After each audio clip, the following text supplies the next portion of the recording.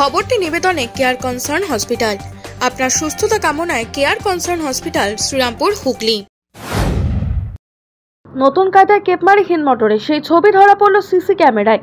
হিন্দমোটর বিবে স্ট্রিটে ওষুধের দোকান মনোজ মুখোপাধ্যায়। রাত সকালে তার বাবা বিপ্লব মুখোপাধ্যায় দোকান খোলেন। একজন প্রৌঢ় ওষুধ কিনতে আসেন, তাকে ওষুধ দিয়েও দেন। তারপর আরও একজন ক্রেতা আসেন, বিভিন্ন ধরনের ওষুধ দেখে চলে যান। দোকান ঝাড় দেওয়ার জন্য বাইরে বেরিয়ে বৃদ্ধ দেখেন দোকানের সামনে খুলে রাখা তার এক পাটি জুতো নেই।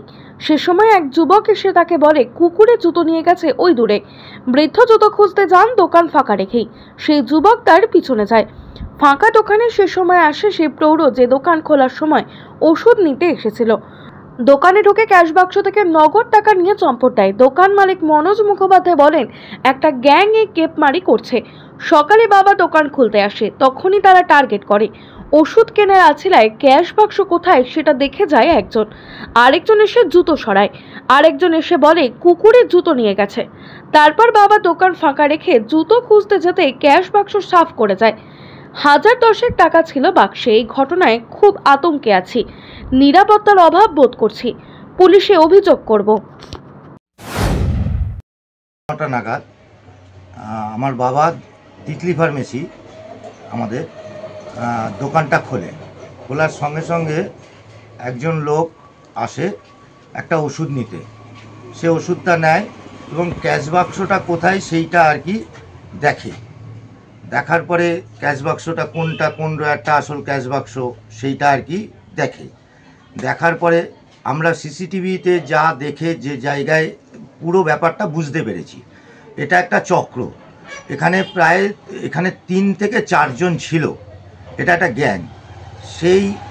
উনি প্রথমে ওষুধটা কেনে, তারপরে আরেকজন এসে কিছু ওষুধ এটা দিন সেটা দিন করে ইনভলভ করে রাখে বাবাকে। তারপরে ইন দ্য মিন টাইম আরেকজন বাবার চটিটাকে সরাতে আমরা সিসিটিভিতে দেখতে পাই এবং চটিটা নিয়ে তারপরে ওই দিকে অনেকটা দূরে নিয়ে যায়।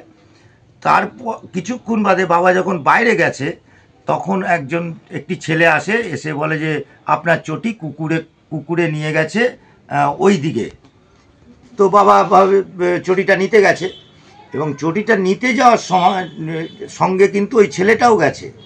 তো এই পাশ দিয়ে উল্টো দিক দিয়ে তখন একজন বয়স্ক লোক সিসিটিভিতে দেখা যাচ্ছে, টাক মাথা, উনি ভেতরে ঢুকে ক্যাশ বাক্স থেকে যত টাকা ছিল, আমাদের এই ক্লোজিংয়ের সময় এখন সবাইকে পেমেন্ট সব ক্লিয়ার করে দিতে হয়, সেই জন্য সকাল যথেষ্ট পরিমাণ টাকা ছিল।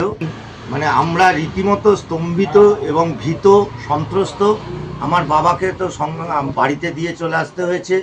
বাবা ভীষণ অসহায় বোধ করছে এবং অসুস্থ বোধ করছে।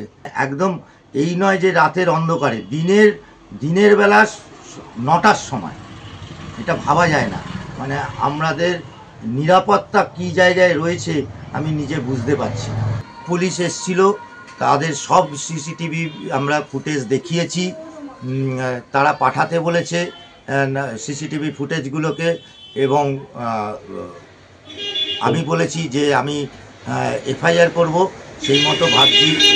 একই ছাদের নিচে স্বল্প ব্যয়ে সমস্ত রকম চিকিৎসার সুযোগ পেতে রিষড়া মাতৃসদন স্বনামধন্য চিকিৎসকের তত্ত্বাবধানে 24 ঘন্টায় অন্তর্বিভাগ ও বহির্বিভাগে চিকিৎসার সুবিধা, স্বল্প ব্যয়ে X ray, ultrasonography, ECG, eco অপারেশনের সুযোগ সহ আইসিইউ ইত্যাদি সুবিধা।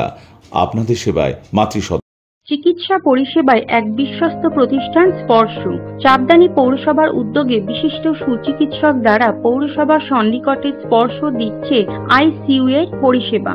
আধুনিক মেশিনের সাহায্যে অত্যন্ত কম খরচে আপনি যে কোনো চিকিৎসার পরিষেবা পাবেন এই হাসপাতালে। আছে মেডিসিন, ওটি। স্পর্শ শুধুমাত্র লোক দেখানো নয়, কাজেও অত্যন্ত সুপরিচিত নাম স্পর্শ। এই হাসপাতাল আপনার বা আপনাদের জন্য তৈরি করেছে চাপদানি পৌরসভা।